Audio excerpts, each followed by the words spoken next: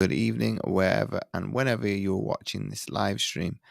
And I'm James Owen Roberts from jamesowenroberts.com. And what I'm going to talk about today is all about beating imposter syndrome and tips for overcoming self doubt and boosting confidence. So, this is going to be a four-parter. So, the introduction. Well, what is the definition of imposter syndrome? The definition is can be defined as a collection of feelings of inadequacy that persist despite evident success. So the imposters suffer from chronic self-doubt and a sense of intellectual fraudulence that overrides any feelings of success or external proof of their competence. So why does imposter syndrome come about? So I'm gonna use a metaphor of the Wizard of Oz, because everybody has either seen it or have read the book. Of each character represents a personality trait or characteristic of what they're trying to seek during the story. So the Scarecrow wished for having a brain. The Tin Man longed for a heart, and the Cowardly Lion seeked courage. So obviously, I'm going to dismiss the lion because it's not relevant for today's video. But in terms of the Scarecrow wishing for a brain and the Tin Man longing for a heart, I'm going to utilize this to showcase what is imposter syndrome. So, what are the causes of imposter syndrome? They come down to three different ones. So, either a low self esteem, the individual has perfectionism or is a perfectionist, and then the third one is obviously a lack of confidence. So, I can actually utilize the lion in that case because he seeks courage and he wants to be more courageous. So that individual is obviously low in, I'm not going to say lacking in self-confidence. He's lost his self-confidence that you wouldn't expect of somebody that is ahead of a pride and is the quote unquote the alpha in the animal kingdom. When it comes to the Scarecrow and he's seeking out a brain, this is where the thing comes into to the problems, because most people that are perfectionists and are probably exhibiting an imposter state is because they're having issues with their confidence and have an internal battle with self-doubt, so that inner voice. So that is looking at your head versus your heart, which is obviously making you make a decision where that's not necessarily true, because I'm going to give kudos to Steve Bacon on this one, because he's done a video recently that I've watched on TikTok, I believe, about looking at what people believe to be reality versus what they think. So it's not necessarily a feeling that we're feeling and we're reacting to that. It's what we're thinking, and that obviously makes our present become our future. So our brain technically overrides our heart if we let it. So this is obviously where I had an interview with, obviously as a guest on Alan, and I'm going to butcher his last name, so I apologize. He talked about Jordan Peterson referencing the dragon. So this dragon is obviously your thoughts, so it's self-doubt, it's an imposter syndrome, and if you let it wreak havoc, it's going to create carnage. So how do you overcome the symptoms of imposter syndrome, which are obviously self-doubt, fear of failure, and feeling inadequate. So the self doubt, I have talked on a numerous podcasts about this recently. This is obviously never going to go away, and if you are to utilize it from a positive standpoint, as using that adversity as fuel and almost as a positive, and utilizing it to make you stronger, it's not going to inherently cause carnage. So the self doubt obviously comes down to a belief system that you have got, and it might be a lack of faith, a disbelief that because of numerous failures in the past, that this new venture is going to end up in the same way, which obviously is a fear of failure. And to a certain extent, there's an ounce of perfectionism there, because people will say to me, "Oh, I need to have all my ducks in a row, all my dominoes," and it doesn't work like that. So, because even if you were to have the right opportunity in the right time, it might come at the wrong time. It might come at too late. So, the third point I want to touch upon is obviously that feeling of inadequacy. This is very, very, very probably more difficult than the other two, because the feeling of inadequacy would come back to an environmental factor. So I'm going to use myself as the example, because I won't take offense. That I had a teacher in high school say I would amount to nothing.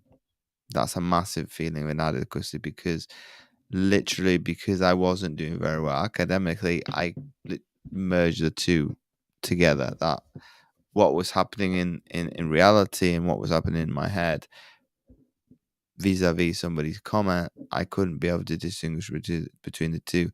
Thus, I had a feeling of inadequacy towards myself, then resulting in self-loathing.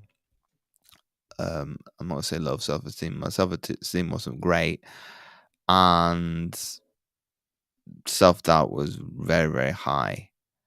So I'm going to move on to point number 4. What are strategies to overcome imposter syndrome? So you've got mindfulness, positive self-talk, and obviously seeking out support. So mindfulness, and I've spoken to a gentleman quite some time ago for my podcast on this. There we go. That's not the right one. Where are you? Bear with me. There we go. That's the one I want. By the name of William Pullen, who is a psychotherapist, registered with the British Association for Counselling and Psychotherapy. He has written a book called Running with Mindfulness, a Dynamic Running Therapy, so DRT, to improve low mood, anxiety, stress, and depression. And what he did by incorporating this dynamic running therapy was to combine mindfulness, running, and a talk therapy to create understanding and change, which he termed puts emotion in motion.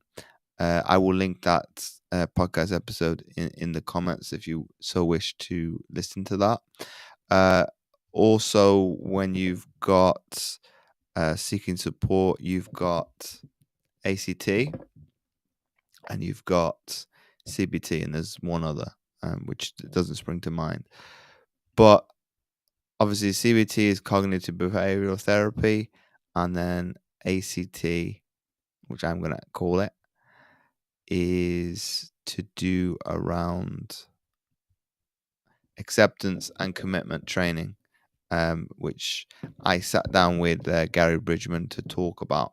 So I will link those 3 podcast episodes, because I did talk about CBT as well with another coach a couple of years ago. along those lines. So, what is mindfulness? If I come take a step back, so mindfulness is a broadly term to do around an awareness of what you're doing. So, the mindfulness you could actually do to do with nutrition as well. So, if you were to slow down your eating behavior, that is also mindfulness. But when it comes to mindfulness in terms of cognitive behavior, so mindset is an awareness to slow things down. So, what is meditation? In other words, is having the foresight to kind of go, my emotions are getting out of control. I need to rein these back in. So, getting a equilibrium or a state of balance is what mindfulness is.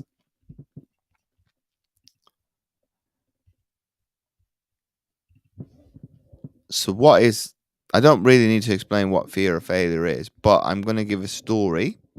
And I've only shared this once. And obviously, that was on a podcast, but that's not been aired yet. But I'm going to share it on my feed for the first time ever. Is I believed, as how old I've been, about 15 or 16, that in order to not fail, if I don't try, I cannot fail. And I'm going to repeat that again. If I don't try, I cannot fail. This is the most odd statement I think I've ever said in my entire life. Why I do not believe in that statement as a 36-year-old? Because in order to succeed, you must try something. If you don't try, you don't really know what could happen in the future. So this fear of failure that people exhibit is a fight or flight response. So, and I'll add on obviously the more modernistic one of freezing as well, because in order for me not to fail, I'd rather stay where I am. That's okay if you're accepting of your present is not as bad as your future. If your present is worse than the future, you need to change. Obviously, if they're very equal, you need to have the awareness to kind of go, well, do I want to resolve this problem? So my sentiment to say that, hey, if I don't try, I can't fail. The opposite is also true. If I don't try, I also can't succeed. So by staying stuck with where I'm at is perfectionism, is procrastination, is letting self-doubt, imposter syndrome, a lack of belief when it comes to confidence have an overriding factor of what I'm going to do going forward. So I'm not going to sit here and say you can't exhibit self-doubt, because that is obviously a what I sat there with my clients is like a risk and reward.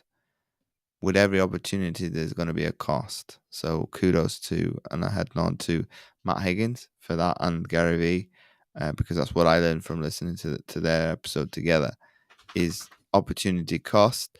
But if the reward and the benefit outweighs the risk, why should there be a fear of what in the sense is uncertainty? So the future isn't guaranteed, good or bad. So I would rather be a little bit more challenging to this aspect of being an imposter. Why do I feel that I'm an imposter in whatever scenario that is? And I'll let you guys think that over, because ultimately, what am I scared of? Number one, judgment. That's it. How am I going to be perceived from my inner circle to my outer circle? One is maybe not as big as the other, but that's what I'm worried about at the end of the day. How am I going to be viewed by others and myself? But, and I'm going to put a big but, there is also going to be a judgment later down the line, regardless if you do something or not. So, what is called guilt and regret. So, you can either choose to have get over imposter syndrome in the present and work your way through it because it's always going to be there. Or the alternative, and I think is a hell of a lot worse, and to a certain extent not as great, is regret and guilt because I shoulda, coulda, woulda. So the last thing I want to do is summarize what we've spoken about today. So in conclusion, I'm wrapping it up, is we looked at what is the definition of imposter syndrome, the overview of it. I'm relating obviously to Wizard of Oz, the causes of imposter syndrome, the symptoms of imposter syndrome, and then finally the strategies for overcoming them as well. So I didn't cover all of them with the actual strategies. So I'm going to do that now. So I'm going to do 2 and 3. So in positive self-talk is either affirmations. You can see behind me there is technically positive self-talk on the wall. So quotes, things that you get energized by, positive self-talk, podcasts, YouTube, da, da, da. Anything that is obviously going to invigorate you to take on the challenge that is your goal is positive self-talk. And then finally, I did touch upon it a little bit of, seeking help. It could be counseling, it could be coaching, it could be just talking about your particular predicament. I'm not going to call it a problem, a predicament, because obviously it's better to have it out in the open than internalizing it and you becoming a pressure cooker on the inside. So if you would like to look at maybe working with me in terms of like nutritional coaching and mindset, I've got 2 places available to work with me one-to-one, where we'd obviously work in at a laser focused level on something like this to be able to give you bespoke strategies for you to, because maybe those are maybe too generalist and you need to be having something that's going to push you a little bit harder. So if that's something that you would like to venture into, you can either put it in the comments that you're interested, or you can message me either directly, be it on Facebook, you can DM me, LinkedIn, you can send me a message, you can send me a network connection on LinkedIn, or if you're on YouTube, obviously just send a comment below or send me an email if that's something that you would like to have a discussion about, being open to looking at. So I hope you've enjoyed today's live stream, and I look forward to seeing you very, very soon. All right, you take care.